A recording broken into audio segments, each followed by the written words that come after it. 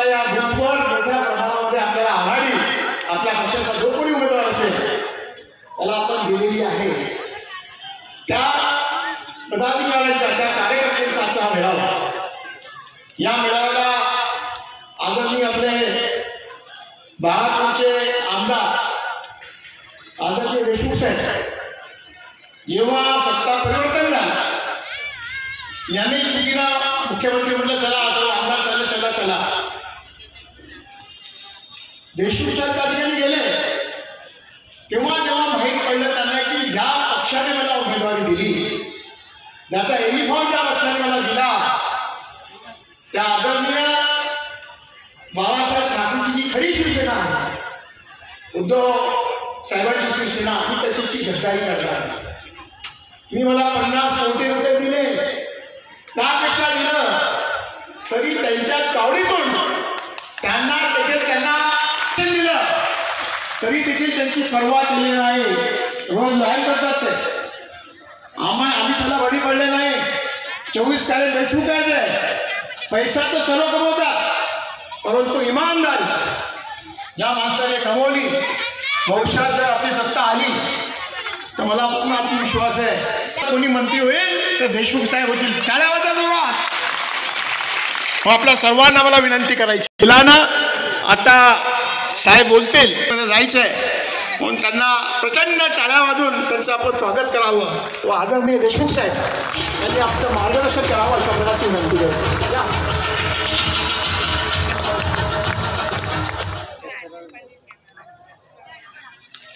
हिंदवी स्वराज्याचे संस्थापक राजे छत्रपती शिवाजी महाराज, आई तुळजाभवानी, क्रांतीसूर्य महात्मा ज्योतिबा फुले, डॉक्टर बाबासाहेब आंबेडकर या महामानवांना प्रथम अभिवादन करून आजच्या या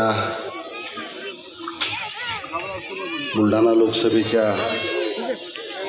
शिवसेनेचे अधिकृत उमेदवार आदरणीय नरेंद्र भाऊ खेडेकर यांच्यावर उपस्थित असलेले आमच्या शिवसेनेचे जिल्हा प्रमुख बुधवान भाऊ, सावजी भाऊ, आदरणीय आमच्या शेगावचे ज्येष्ठ बंधू ज्ञानभाऊ पाटील, धनंजयजी देशमुख, काँग्रेसचे ज्येष्ठ नेते आदरणीय विजयभाऊ अंबारे, मंचकावर आमचे श्यामभाऊ उन्हाळे आणि मंचकावरचे सर्व शिवसेना, राष्ट्रवादी काँग्रेस, महाविकास आघाडीचे सर्व नेते ज्यांच्या भरोशावर हा विजय रथ आपल्याला खेचून आणायचा आहे, ज्यांच्या भरोशावर हे निवडणूक जिंकायचे असे समोर बसलेले सर्व माझे पिछोडलेले बंधुवानी झालेले म्हणून 4 तारखेच्या नंतर 6 तारखेला एक शिंदे गटाने इथं सर्वे केला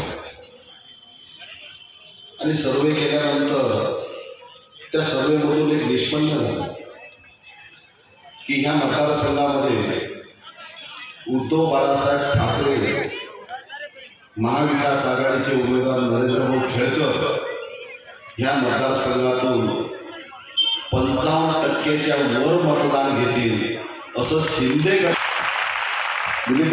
गटाचा सर्वे झाला आणि त्या सर्वेमध्ये निष्पन्न झालं। आणि त्याच्यानंतर ज्या प्रतापरावांनी तुमच्या आपल्या संघ बेमानी केली, प्रतापरावाला मेकरमध्येच गावबंदी करण्यात आली। म्हणून 2014च्या लोकसभेच्या निवडणुका झाल्या आणि 2014च्या लोकसभेच्या निवडणुका झाल्यानंतर 2014ला शिवसेना भारतीय जनता पार्टीची युती होती आणि आम्ही त्यावेळेस भारतीय जनता पार्टीसोबत होतो। प्रत्येक ग्रामीण भागातला शिवसैनिक भारतीय जनता पार्टीच्या खांद्याला खांदा लावून काम करत होता, पण आम्हाला माहीत होतं की आमच्या पाठीत कधी खंजीर खुपसलं। पण 2014ला एक देशाचा पंतप्रधान, एक हिंदुत्वाचा विचाराचा भाव आणि शेतकरी हिताचे निर्णय घ्यावे म्हणून 2014ला मोदीजींना तुम्ही आम्ही सर्वांनी मतदान केलं। मोदीजीने काही या महाराष्ट्राचा विकास केला नव्हता, मोदीजीने काही या देशाचा विकास केला नव्हता। मोदीजी एक शेतकरी हिताचे निर्णय घ्यावे म्हणून तुम्ही आपण मोदीजींना त्यावेळेस मतदान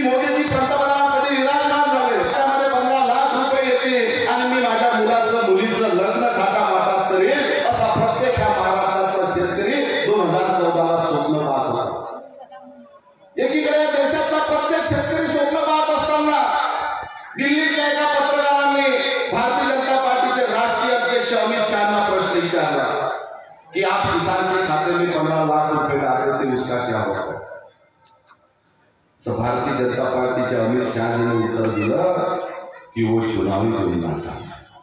अरे आपल्या शेतकऱ्याच्या भावनाशी हात घालायचा, आपलं मतदान घ्यायचं आणि नंतर म्हणायचं चुनावी जुमला था. म्हणजे कशा पद्धतीनं देशाच्या पंतप्रधानांनी तुमची आपली फसवणूक केली, कशा पद्धतीनं थट्टा लावली. हा 2014च्या निवडणुकीमध्ये देशाच्या पंतप्रधानांनी फंडा वापरला. तुम्ही पहा कशा पद्धतीने वेगळे फंड घेऊन भारतीय जनता पार्टी तुमच्या आपल्यासोबत. मग आता 2019ची निवडणूक आली, मग आता 2014ला शेतकऱ्याची आपण फसवणूक केली, शेतकरी आपल्याला मतदान करणार नाही. मग 2019ची निवडणूक आपल्याला जिंकायची, तर मोदीजीने दुसरा फंड आणला. पहिला फंड होता शेतकऱ्याच्या खात्यात 15 लाख रुपये टाकायचा, शेतकऱ्याला दाम दुप्पट भाव द्यायचा. मोदीजीने अनेक फंड वापरले. 2014ला आपल्याला खामगाव तालुका जिल्हा करायचा हाही फंड या लोकसभेमध्ये तो वापरला होता. मग आता 2019ची निवडणूक आली, निवडणूक आपल्याला जिंकायची आहे, म्हणून मोदीजीने दुसरा फंड आणला. दूसरा फंडा कोणता? ये देश में हिंदुस्तान में ये घर ऐसा नहीं रहेगा कि जिसका पक्का घर नहीं होगा, वो भी कब तक? 2022 तक. ये देश में हिंदुस्तान में ये घर ऐसा नहीं रहेगा कि जिसका पक्का घर नहीं होगा. ये मोदी जी का सपना है, ये मेरा वोट है. ये कौन बोलो? देशाचे पंतप्रधान मोदी जी. वो भी कब तक? 2022 तक. आज 2024 लागलं, आज मोदी सुद्धा 50%च्या वर ह्या देशामध्ये लोक कुणाच्या घरामध्ये. मोदीजीची सांगण्याची पद्धत पहा कशी होती. इथं कुणाच्या घरामध्ये असले तर त्यांना ऐकून किती आनंद झाला असेल त्यावेळेस. मोदी जब घर देता है तो कांग्रेस से सरीका नहीं. मोदी जब घर देता है तो पक्का घर, पक्की छत, घर में नल में जल, यूनिटी लाइट, शौचालय, उजला कनेक्शन. केवढ्या? 1,10,000. मोदीजीचा सुरपूर 10 लाख. हा झाला दुसरा फंड. 2014चा फंड शेतकऱ्याची फसवणूक, 2019ला कुणाच्या घरावरची फसवणूक, आता 2024ची निवडणूक आहे. आता मोदीजीने तिसरा फंड आणला. दर निवडणुकीला वेगळे फंड घेऊन भारतीय जनता पार्टी तुमच्या आपल्यासोबत येते आणि आपल्याला आम्ही दाखवते, आपलं मतदान घेते आणि विसरून जाते. आता 2024ची निवडणूक आली, आपण शेतकऱ्याची फसवणूक केली, शेतकरी आपल्याला मतदान करणार नाही, कुणाच्या घरामध्ये आपल्याला मतदान करणार नाही. मग मोदीजीने आता तिसरा फंड आणला. मोदीजींना वाटलं की प्रत्येक पुरुष हा महिलाचा आहे, म्हणून तिसरा फंडा 50% महिला आरक्षण. पण कधी? पहिले मला 2024ला पंतप्रधान झाला, मग 2029ला 50% महिला आरक्षण. वा मोदी. हा झाला तिसरा फंडा. आता रोज चौथा फंडा चालू आहे. रोज चौथा फंडा कोणता? मोदीजी की गॅरंटी. मोदी जब गॅरंटी देता है तो पूरी करता है. कोण म्हणते? मोदीजी स्वतःला स्वतः म्हणतात, मोदी जब गॅरंटी देता है तो पूरी करता है. मोदीजी तुम्ही आम्हाला गॅरंटी दिली होती, आमच्या खात्यात 15 लाख रुपये. कुठे गेले तुमची गॅरंटी? मोदी तुम्ही शब्द दिला या देश में हिंदुस्तान में घर ऐसा नहीं रहेगा कि जिसका पक्का घर नहीं होगा. कुठे गेली गॅरंटी? मोदी छत्रपती शिवाजी महाराजांचं भूमिपूजन केलं होतं. आज 2024 लागलं, 8 वर्ष झाले छत्रपती शिवाजी महाराजांच्या पुतळ्याची वीट सुद्धा रस्ते गेली. त्या छत्रपती शिवाजी महाराजांच्या नावावर आपण महाराष्ट्रामध्ये मतदार मांडता. त्या छत्रपती शिवाजी महाराजांचं भूमिपूजन 2016ला देशाच्या पंतप्रधानांनी केलं. आज 8 वर्ष झाले आपल्या राज्याच्या पुतळ्याची वीट सुद्धा रस्ते गेली. हे मोदींची गॅरंटी आहे. एकीकडे भारतीय जनता पार्टीने 2014ला नारा दिला होता, छत्रपती का आशीर्वाद चलो मोदी के साथ. म्हणजे महाराष्ट्रातल्या मराठी माणसाचा आशीर्वाद मोदीजींना भेटेल का? मराठी माणसाला, महाराष्ट्रातल्या मराठी माणसाला भेटेल का? या गुजरातच्या बनियाला भेटेल. तुम्ही म्हणता गुजरातचा बनिया कसा? महाराष्ट्रातला एखादा मराठी माणूस जर परराज्यामध्ये गेला, त्याला विचारलं कहा के हो, तर त्यांनी सांगितलं महाराष्ट्र हो. आप छत्रपती शिवाजी महाराज के मावळे हो. गुजरातचा माणूस एखादा परराज्यामध्ये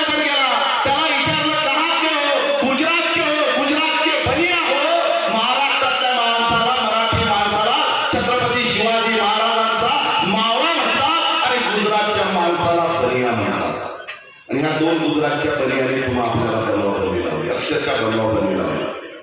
तुम्ही 2014ला स्फूर्ती इराणी सिलेंडर बसू आंदोलन केलं. इथं बसलेलं सगळं 2014ला जेव्हा काँग्रेसचं सरकार होतं फक्त 350 रुपये सिलेंडरचे भाव होते. आता किती झाले? 1200. 200 रुपये भावबीजले कमी केले. मोदीजी सांगतात कसे सांगायची पद्धत पाकले. मोदी जी का अपने बहन को भावबीज का 200 रुपये का तोहफा. अरे 800 रुपयाला बहिणीला लुटलं आणि बहीण को भावबीज को 200 रुपये का तोहफा असा बनिया जरा ह्या हिंदुस्थानात कुठंच नसेल पाहिला. महिलांना बहन को भावबीज का तोहफा भाई का पूर्ण पेट्रोल पंपावर जाहिरात लावून दिली आणि 800 रुपयानं बहिणीला लुटलं. दर निवडणुकीला वेगळे वेगळे फंड घेऊन येऊ राहिले. आता निवडणुका 2024च्या लागल्या. 2024च्या निवडणुका लागल्या असतात. आता भारतीय जनता पार्टी तुमच्या समोर विकासाच्या नावावर मतदार मागणार येणार नाही. भारतीय जनता पार्टी शेतकऱ्याच्या नावावर मतदार मागणार नाही. भारतीय जनता पार्टी जातीच्या नावावर, धर्माच्या नावावर, प्रभू रामचंद्राच्या नावावर मतदान मागेल, विकासाच्या नावावर नाही. अरे प्रभू रामचंद्र आमचे दैवत आहे. प्रभू रामचंद्र आमचेही दैवत आहे. या देशातला प्रत्येक नागरिक प्रभू रामचंद्राला मानतो. पण प्रभू रामचंद्राचा जर खरा आदर्श कोणाला घ्यायचा असेल तर तो मोदीजींना घ्यावा लागतो. प्रभू रामचंद्र एक वचनी एक पत्नी होते. प्रभू रामचंद्रांनी आपल्या सीतामय्यासाठी, पत्नीसाठी, स्वतःच्या पत्नीसाठी रावणासंग युद्ध केलं होतं.